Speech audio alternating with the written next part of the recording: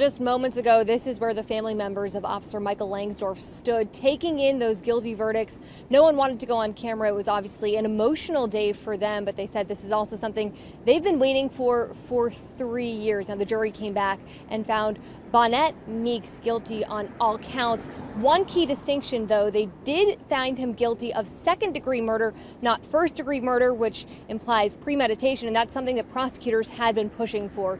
Now, we want to give you some context into what happened here. Back in 2019, Officer Langsdorff was called to a bad check that was trying to be cashed at a food market in Wellston. Video from that store was some of the key evidence that we saw played in court. Now, no cameras were allowed in there, but jurors were shown that video. Prosecutors claimed that Langsdorff tried to put Meeks in handcuffs. There was a confrontation. The two men were on the ground, and at that point, they say Meeks grabbed a gun.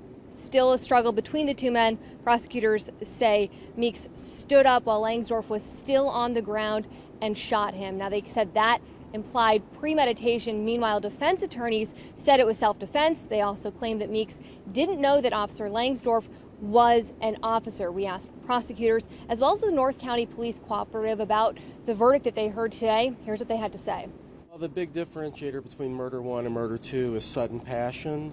So it seems that the jury accepted the defense argument that there was an aspect of sudden passion rather than our argument, the prosecuting attorney's office argument, that it was a premeditated murder and he had plenty of chance to get away rather than shoot him in the neck and kill him. I said it the day after Officer Langsdorff was killed. Mr. Meeks executed Officer Langsdorff, and that holds true in the courtroom. He did it, and now he has to be held accountable for what he did 3 years ago.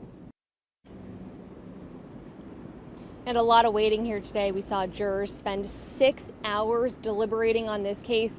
We know that sentencing for Meeks is now set for September. That's, of course, something we'll continue to follow. In St. Louis County, Susan Elcory, News 4. All right, Susan, thank you. News 4 first alerted you about the verdict in this case on the KMOV News app. Just remember that app is free to download in your phone's app store.